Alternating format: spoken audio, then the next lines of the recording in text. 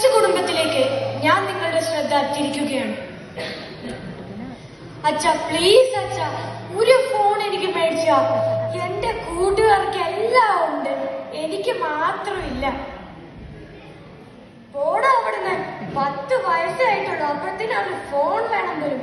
അത് മാത്രമല്ല, നിന്റെ ഫ്രണ്ട്സ് ചെയ്യുന്ന പോലെയല്ല എനിക്ക് ചെയ്യാൻ പറ്റുമോ? അല്ല പിന്നെ, ഇതിനൊക്കെ ഒരു പ്രായമുണ്ട്. അതാകുമ്പോ ഞാൻ മേടിച്ചു തരാം. ചേട്ടാ, അവനെ വഴക്ക് പറയില്ലേ? അവൻ പറയുന്നതിന് കാര്യമില്ലേ? ഈ കാലത്ത് ഫോൺ ഇല്ലാണ്ട് ജീവിക്കാൻ പറ്റുമോ? കുട്ടികളെല്ലാം ഫോണിൽ നോക്കിയാണ് പഠിക്കുന്നത്.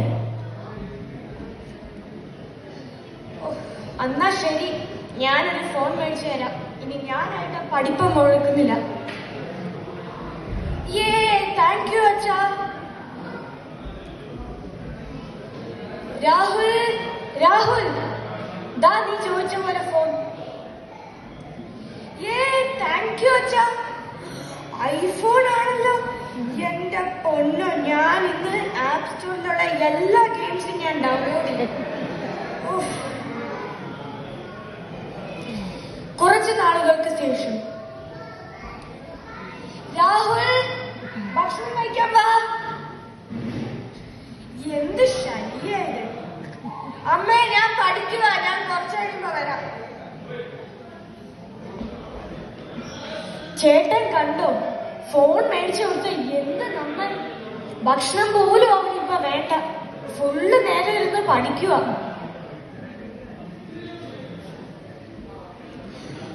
പഠിച്ചാലൊക്കെ കൊള്ളാം.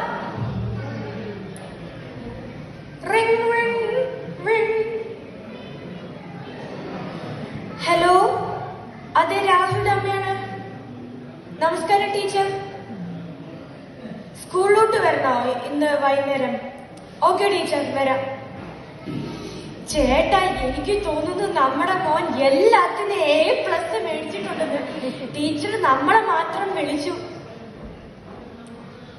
എന്റെ മോനല്ലേ അവൻ. അവൻ എങ്ങനെ കിട്ടാണ്ടിരിക്കും? നമുക്ക് എന്തായാലും പോവാം.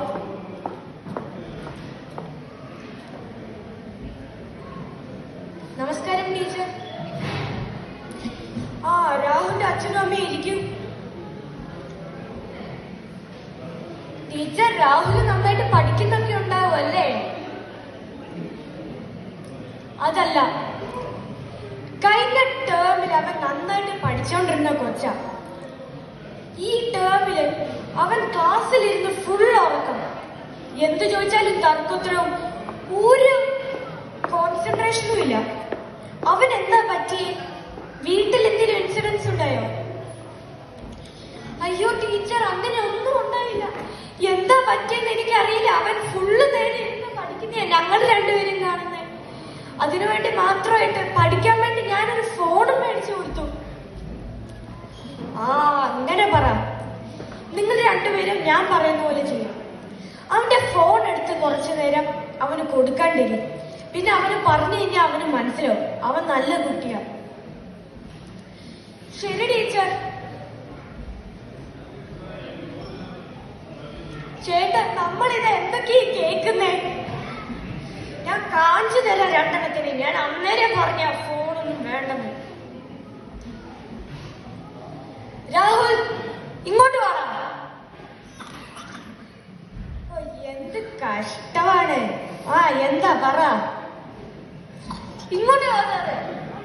അവന് ഫോണും വേണ്ട, ഒന്നും വേണ്ട. എന്റെ ഫോൺ എന്താ ചെയ്ത്? ഞാൻ ഫോണില്ലാണ്ട് എനിക്ക് ഒന്നും ചെയ്യാൻ പറ്റില്ല. ഈ പ്രാന്താവുന്നു എനിക്ക്. ഞാൻ ഇവിടെയുള്ള എല്ലാ സാധനവും ഞാൻ പൊട്ടിക്കും.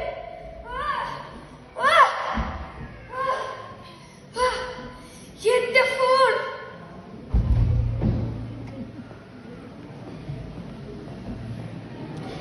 കണ്ടില്ലേ രാഹുലിന് എന്താ സംഭവിച്ചത്?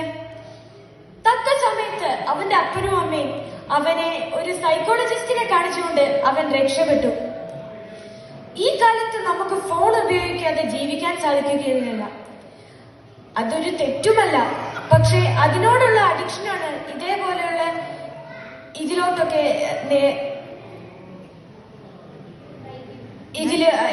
നയിക്കുന്നത്. നന്ദി, നമസ്കാരം.